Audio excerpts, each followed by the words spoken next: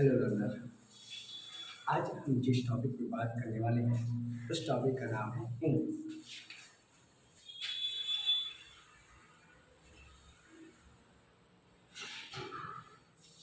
आज हम बात करेंगे इंग्लिश में, ठीक है। तो आज इंग्लिश पे बात करने से पहले ये जान लेंगे इंग्लिश सब्जेक्ट में आता है या हमारे लैंग्वेज में आता है। तो चलिए देखते हैं पहले सब्जेक्ट क्या होता है और लैंग्वेज क्या होता है। सबसे पहले सब्जेक्ट को लिखेंगे, उसके बाद किसको लिखेंगे, फिर लिखेंगे लैंग्वेज कि एक्चुअल में दोनों सेम होंगे या दोनों अलग हैं। हम ये देखेंगे कि सब्जेक्ट क्या है और लैंग्वेज क्या है, फिर ये डिसाइड करेंगे कि इंग्लिश जो है किसमें आता है, लैंग्वेज में आता है या मेरे सब्जेक्ट में आता है।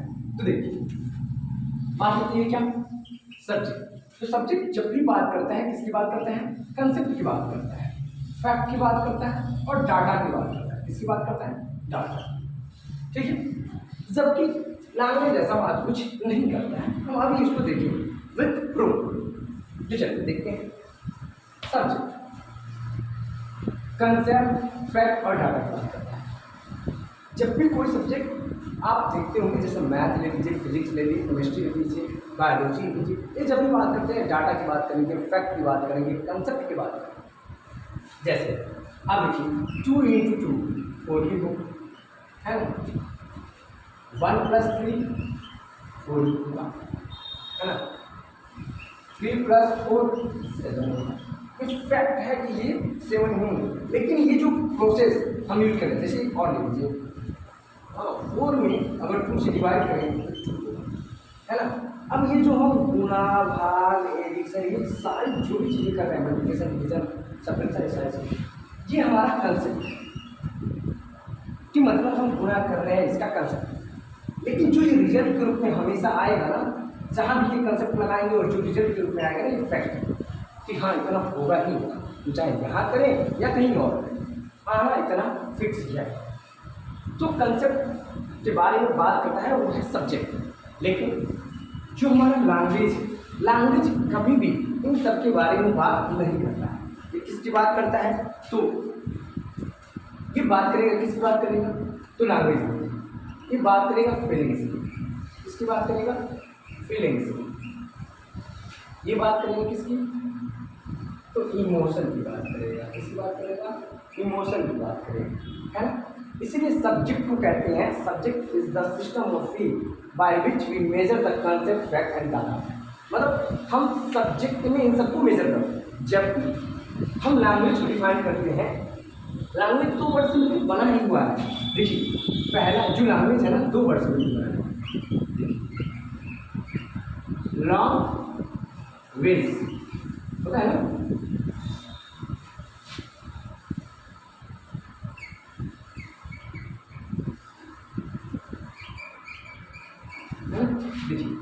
लैंग्वेज। अगर लैंड मतलब होता टॉकिंग, क्या करना, टॉकिंग करना यानी बात करना, और इज मतलब पीरियड, मतलब बात करने का जो हमारा पीरियड होता है ना, जो टॉकिंग पीरियड होता है, मतलब बात करने का जो समय अंतराल होता है, वही हमारा लैंग्वेज होता है। कभी कैसा होता है, जैसे हम आपसे बात करते हैं, बात करने के लिए हमारा अंतराल चल रहा है, तो ये क्या है, लैंग्वेज।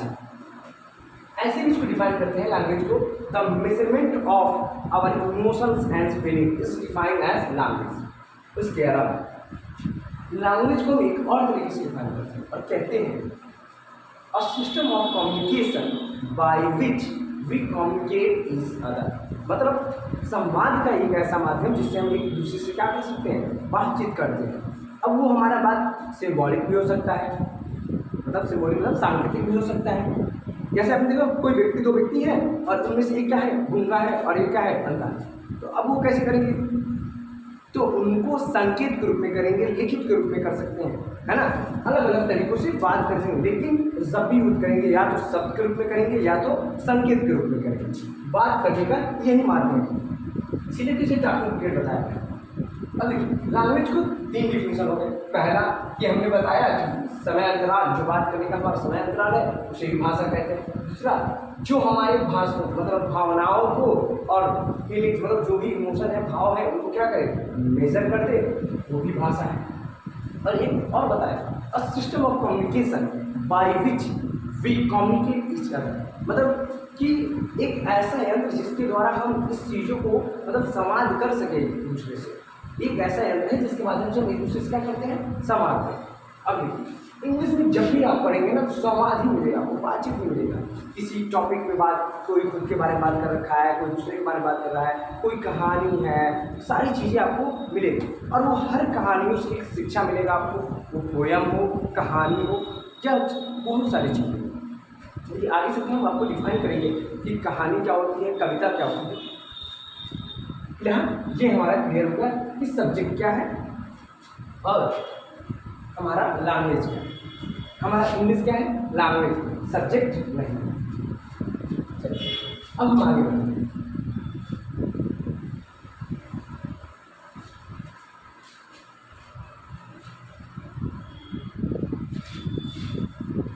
यानी अगर हमसे कोई पूछे कि इंग्लिश का डिफिनेशन बताओ तो क्या कहेंगे, इंग्लिश इज अ लैंग्वेज।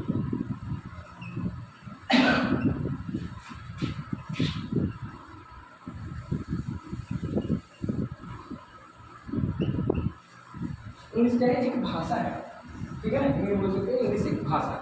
अब भाषा है तो भाषा को सीखा जाता है, तो सीखने के लिए इसमें कुछ चीज़ें पढ़ाया जाता है, जैसे कैसे भाषा को कैसे सुधरते हैं। जैसे हमने लिखा क्या कि है, तुम, आम,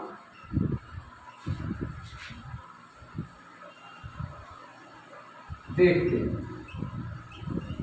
है ना, कोई लॉजिक नहीं करता, लग रहा है इसमें कोई अरेंजमेंट नहीं दिखाई दे रहा है। तो भाषा को शुद्ध, जैसे हम लिख रहे हैं ऐसे कि मातु, अब क्या है, कोई वर्ड है, कोई वर्ड नहीं है। तो अब इन शब्दों को अच्छे से लिखना, इन सारी चीज़ों को, वाक्यों को अच्छे से लिखना, भाषा में यही चीज़ देखा जाता है। तो भाषा को शुद्ध तरीके से लिखने के लिए हम भाषा को अलग अलग तरीके से पढ़ते हैं, वो हिंदी हो, इंग्लिश हो, उर्दू या कोई भाषा, है ना।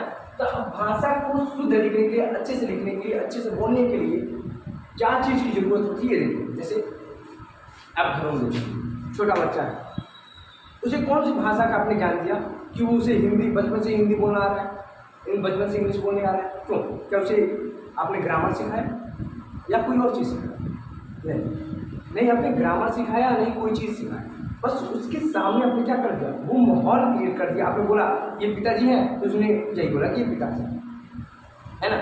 तो सबसे बड़ी चीज़ जो होती है भाषा को सीखने में, हमारा वातावरण आसपास का कैसा है। जैसे हमारे यहाँ के बच्चे अधिकतर इंग्लिश क्यों नहीं बोल पाते, उनके पीछे का यही कारण है कि वो जो भाषाओं का यूज करते हैं उनके सराउंडिंग में ऐसा भाषा नहीं है, इंग्लिश नहीं है। अगर आज ही यहाँ के बच्चों के सराउंडिंग में क्या हो जाए, इंग्लिश का माहौल बन जाए, इंग्लिश बोलने लगेंगे। इंग्लिश बोलने के लिए ग्रामर की ज़्यादा जरूरत नहीं पड़ती है, वो भावनाओं पे चलता है, किस पे चलता है, भाव पे चलता है, विचार पे चलता है। चलिए हम इसमें पढ़ेंगे इस क्रम में आगे, और क्या पढ़ेंगे, इंग्लिश को हम 3 पार्ट में लेके चलेंगे। पहले को बोलेंगे ग्रामर, जिससे हमें पता चले कि कौन सी चीज़ शुद्ध लिखना है या गलत लिखना है। दूसरा ट्रांसलेशन, और तीसरा जो हमारा क्रम निकल के आता है उसे बोलते हैं हम स्पोकन इंग्लिश। जिससे मानिए हमने लिखना सीख लिया, हमने इसमें क्या किया कि इंग्लिश को लिखना सीख गया, दूसरा इसमें एक से दूसरे में चेंज करना सीख गया, और तीसरा जब ये दोनों हमको आ गया तो हमने अब क्या कर लिया, बोलना सीख लिया। यही क्रम हम फॉलो करेंगे। तो ग्रामर का मतलब जानते हैं व्याकरण होता है, ट्रांसलेशन का मतलब होता है अनुवाद करना, स्पोकन इंग्लिश का मतलब होता है इंग्लिश में बात करना।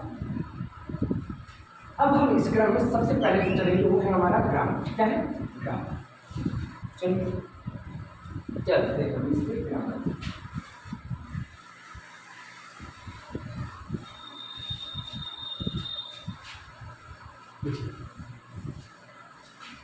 सबसे पहला जो टॉपिक हमारा है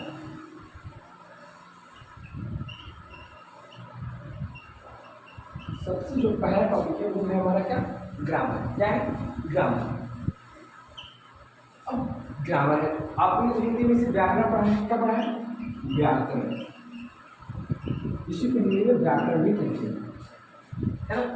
अब देखिए ग्रामर है, तो अब यहाँ देखिए ग्रामर जो है दो वर्ड से मिलकर बना है। कितने वर्ड से मिलकर बना है, दो वर्ड। ये दो वर्ड, पहला जो बना है ये क्या बना है, ग्राम से बना है। किससे बना है, ग्राम। और दूसरा जो वर्ड बना है वो किससे बना है, अर्थ, है ना।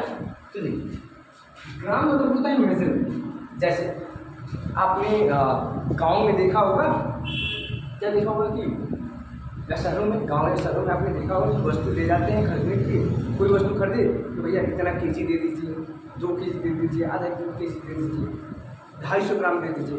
ये हम वर्ड्स बोलते। एक्चुअली में हम करते क्या है कि उस क्वांटिटी का, जो वस्तु हमें लेना है उसकी क्वांटिटी का क्या करते हैं, मेजर करते हैं कि इतने अमाउंट में वो वस्तु हमें चाहिए होगा। तो एक्चुअली में हम मेजरमेंट कर रहे हैं उस वस्तु, क्या कर रहे हैं, मेजरमेंट कर रहे हैं, माप रहे हैं कि इतने अमाउंट में वो वस्तु चाहिए, है ना। तो अब देखिए यहाँ भी हम ग्राम मतलब मेजरमेंट ही लगाएंगे। क्या लगाएंगे, मेजरमेंट ही लगाएंगे। और यहाँ अर्थ मतलब होता है डूअर से, डूअर यानी वही सब्जेक्ट करता, सब्जेक्ट जिसे हिंदी में क्या बोलते हैं, करता, है ना। अब देखिए जो ग्रामर है हमारा दो वर्ड से मिलकर हमारा, पहला ग्राम हो गया और दूसरा क्या हो गया, अर्थ हो गया। अब एक ग्राम जो है यहाँ पे, ग्राम का मतलब मेजरमेंट, मेजरमेंट बोले तो हिंदी में मापन, मापने से। जैसे इस बोर्ड का आपको लेंथ मापना हो कितने का है, तो हमारे यहाँ है 5 फीट लंबा, 4 फीट चौड़ा, ऐसे मेजर करने। तो ये मेजरमेंट है, मैंने मापा कि इसकी अमाउंट कितनी है इस बोर्ड में। वैसे ही हम इंग्लिश ग्रामर में मेजर करेंगे कि जो सब्जेक्ट है हमारा वो किस प्रकार से आया हुआ है, उसका सब्जेक्ट का मेजरमेंट करेंगे कि जो करता आ रहा है। आगे चलकर हम इसका भी डिफिनेशन बताएंगे कि सब्जेक्ट क्या होता है। फिलहाल हम ये जानते हैं कि हम इसमें सब्जेक्ट का मेजरमेंट करेंगे, किसकी, सब्जेक्ट की मेजरमेंट। कैसे, तो जैसे एग्जाम्पल में, जैसे मानिए आपने लिख दिया I am boy, I am boy, तो आई के साथ एम ही क्यों आया, है ना। आई के साथ आर भी आ सकता था, आई के साथ आर भी आ सकता था, आई के साथ इज भी आ सकता था, है ना। तो इन सब चीज़ों का हम मेजर करेंगे कि क्यों आई के साथ एम ही आया, है ना। इसके अलावा हम ये मेजर करेंगे कि ही के साथ इज ही क्यों आएगा, यू के साथ आर ही आएगा, क्यों। इन सारी चीज़ों का हम मेजरमेंट करेंगे। और इसीलिए जब भी देखिए पूरी ग्रामर सब्जेक्ट पे डिपेंड करता है। सब्जेक्ट जैसा रहता है उसके अकॉर्डिंग हम वर्ब यूज करते हैं, ठीक है। और बाद में चल के हम टेंस के अकॉर्डिंग वर्ब यूज कर देते हैं, है ना। तो ये सारी चीज़ें डिपेंड करता है सब्जेक्ट पे। इसलिए ग्रामर जो है सब्जेक्ट का मेजरमेंट करता है। हिंदी व्याकरण में भी यही होता है, मेजरमेंट मतलब करता कोई मापता है। जैसे तुम खाता है, ऐसा नहीं है, खाता है, जब भी हुआ ये गलत। अब ये गलत है, ये कैसे पता होगा कि तुम खाता है, ये गलत है। अब इसके लिए हम ग्रामर यूज करते हैं, हिंदी ग्रामर यूज करते हैं। जैसे तब लिखते हैं हम, कहते हैं ये गलत है और ये सही है, तुम खाते हो, तुम खाते हो। अब कैसे पता चला कि तुम खाते हो सही है और तुम खाता है गलत, है ना। इन्हीं चीज़ों का हम अवलोकन करेंगे और ढूंढेंगे कि एक्चुअल में जो हमारा ग्रामर है इसी के शुद्धिकरण हेतु बनाया गया है कि शब्द को कैसे सही करें, किसके साथ कौन आएगा, ये ग्रामर ही बताता है। और डिपेंड किस पे करता है, जो सब्जेक्ट कर्ता पे डिपेंड करता है। और इसीलिए हम ग्रामर को बोलते हैं the measurement of subject is defined as grammar. मतलब जो किसको मेजर करे, सब्जेक्ट को मेजर करे, वही क्या कहलाता है, ग्रामर कहलाता है। क्या कहलाता है, ग्रामर। अब इतना बात तो आपको समझ में आ गया कि हमको क्यों पढ़ना है। एक बार और जान लेते हैं क्यों, क्योंकि हमको इसमें ये चीज़ मेजर करना पड़ेगा कि वी के साथ आर ही क्यों आएगा, इज क्यों नहीं आएगा। इन सारी चीज़ों को मेजरमेंट के थ्रू हमको ग्रामर पढ़ना पड़ता है, ठीक है। चलिए अब हम इसमें आगे बढ़ते हैं। आगे क्या बढ़ते हैं, तो हमारा जो बेसिक चीज़ है, जैसे हम हिंदी ग्रामर पढ़ते हैं ना कि अक्षर किसे कहते हैं, तो हम वहाँ डिफाइन करते हैं कि अक्षर उस मूल ध्वनि को कहते हैं जिसके खंड या टुकड़े नहीं किया जा सकते। तो अब हम यहाँ पे भी लेके चलेंगे, एकदम बेसिक से लेके चलेंगे एडवांस तक। तो चलिए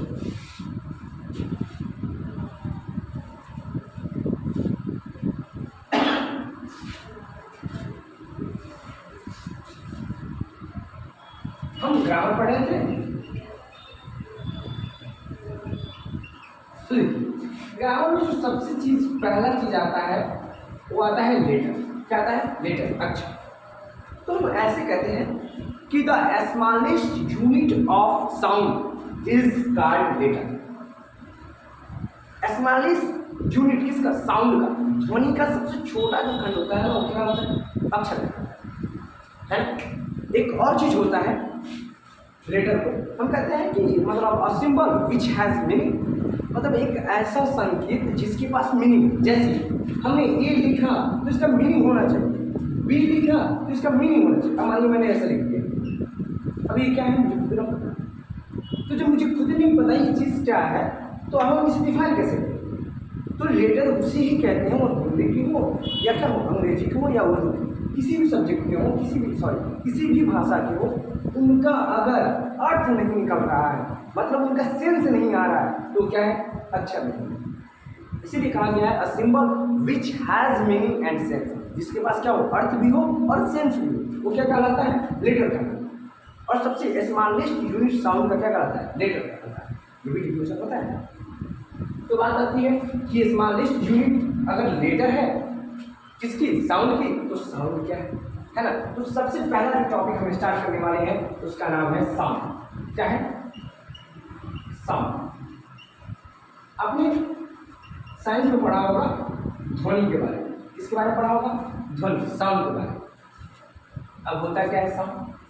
ठीक है, तो देखिए एक चीज पहले देखते हैं।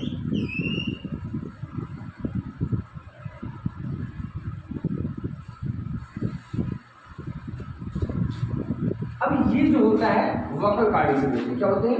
Vocal cord. वोकल कॉर्ड होता है CORD, vocal cord. Vocal cord जो ये हमारा थ्रोट है, ठीक है। जो इंसानों में ध्वनि निकली है तो वो तो कहाँ से निकलती है? वोकल कॉर्ड से निकलती है ना। लेकिन फैन चल रहा है उसमें भी वॉइस आती है, म्यूजिक चलता है उसमें भी साउंड आती है। इसको तो ऐसे कर रहे हैं, इससे भी साउंड है। इसका मतलब क्या है? इसका मतलब ये है साउंड वही प्रोड्यूस हो सकती है जहाँ वाइब्रेशन, कंपन, मतलब कोई वस्तु हिलती डुलती है, कंपन होता है। अब कंपन से ही क्या जनरेट होता है? Sound generate. जैसे हम इस बोर्ड पे ऐसे कर रहे हैं या इन दोनों मार्करों पे ऐसे कर रहे हैं, साउंड जनरेट हो रहा है। ये क्या है? वाइब्रेशन हो रहा है। तो क्या हो रहा है? साउंड जनरेट हो रहा है। इसीलिए कहते हैं कि द वाइब्रेशन प्रोड्यूस साउंड। कंपन ही किसको उत्पन्न करता है? ध्वनि को उत्पन्न करता है। या ध्वनि के द्वारा मतलब कंपन के द्वारा क्या उत्पन्न किया जाता है? ध्वनि उत्पन्न किया जाता है। ये तो बात समझ में आ गई ध्वनि क्या है। तो किसी भी वस्तु में जब कंपन होता है तो क्या उत्पन्न होता है? ध्वनि। जैसे मान लीजिए हम बोल रहे हैं, आप कोई वर्ड बोलिए और अपने थ्रोट पे बोलिए, देखिए यहाँ वाइब्रेशन हो रहा है। और जब ये वाइब्रेशन हो रहा है तभी आप क्या बोल रहे हैं? कोई साउंड बोल पा रहे हैं। अगर यहाँ वाइब्रेशन नहीं होता तो आप कोई भी साउंड बोल नहीं पाते, ठीक है। तो यहाँ वोकल कॉर्ड से क्या होता है? Sound generate. अब कितने प्रकार के साउंड जनरेट होते हैं? देखिए जो साउंड जनरेट होता है वो टोटल 24 जनरेट होता है, सॉरी 44 जनरेट। कितना जनरेट होता है? 44 साउंड। ये जो वोकल कॉर्ड है ये टोटल 44 साउंड क्या करता है? जनरेट करता है। अब ये साउंड है, याद रखिएगा, अल्फाबेट की बात हम नहीं कर रहे हैं, हम किसकी बात कर रहे हैं? साउंड की बात कर रहे हैं। किसकी बात कर रहे हैं? साउंड की बात कर रहे हैं। किसकी बात कर रहे हैं? साउंड। अब ये जो साउंड है ये दो प्रकार का होता है, पहला वॉवेल और दूसरा कॉन्सोनेंट। तो वॉवेल वाले जो होते हैं वो 20 होते हैं, 20 साउंड होते हैं। कितने साउंड होते हैं? 20। वॉवेल जो होता है वो कितने साउंड होता है? 20। लेकिन जो कॉन्सोनेंट होता है वो 24 होता है। जो कॉन्सोनेंट होता है ना, जो कॉन्सोनेंट होता है वो कितना होता है? 24 होता है। अब ये तो साउंड में क्या हो गया? साउंड, ठीक है। इन्हीं साउंडों से कौन जनरेट होता है? लेटर। क्या जनरेट होता है? लेटर जनरेट, है ना। या यूँ कह लें कि जितने भी लेटर होते हैं उनके द्वारा 44 साउंड जनरेट किए जाते हैं। जैसे आपने देखा होगा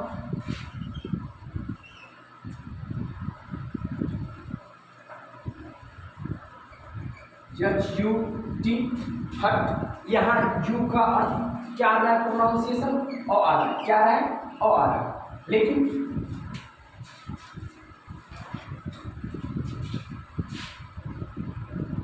यहाँ क्या आ रहा है, ओ आ रहा है। यू का उच्चारण क्या आ रहा है, ओ, लेकिन वही देखिए हॉट, हॉट, ठीक है। या कट, यहाँ भी क्या आ रहा है, ओ आ रहा है ना। हॉट, ओ का उच्चारण आ रहा है। अलग अलग साउंड जनरेट करते हैं जितने भी होते हैं, है ना। जैसे पुट, मानिए एक कट हो गया, इसमें भी आता है, हॉट अलग ही हो गया। जैसे पुट, पुट, अब यहाँ यू ही है लेकिन ऊ का क्या कर रहा है, प्रोनाउंसिएशन कर रहा है। तो एक ही लेटर दो क्या किए, जनरेट किए, दो जनरेट किए, क्या, साउंड, है ना। तो जो इंग्लिश में हम लेटर पढ़ते हैं वो लेटर 26 है। कितने हैं, 26, 26 अल्फाबेट आपने पढ़ा होगा। ए से लेकर ये जेड तक होते हैं, कहाँ तक होते हैं, ए से लेकर जेड तक होते हैं। और ये जो अल्फाबेट होते हैं यही लेटर होते हैं, और सबके पास अपना क्या होता है, मीनिंग होता है, सबके पास अपना सेंस होता है, ठीक है। अब इनके द्वारा ये 24 साउंड जनरेट किए जाते हैं। आज का लेक्चर हम यही रहने देते हैं। यहाँ से आगे हम पढ़ेंगे कि ये जो कॉन्सोनेंट जो 24 साउंड है ये क्या है, फिर से ये 20 क्या है, और इनका जिक्र एक IPA चार्ट है, उसके बारे में हम जिक्र करेंगे। IPA चार्ट है ना, IPA chart, international phonic alphabet chart, इसी में इसका 24 साउंड के बारे में जिक्र है। उनको हम दिखाएंगे भी अगले लेक्चर में, और पूरा का पूरा हम उसके बारे में पढ़ेंगे। तब तक के लिए धन्यवाद, जय हिंद।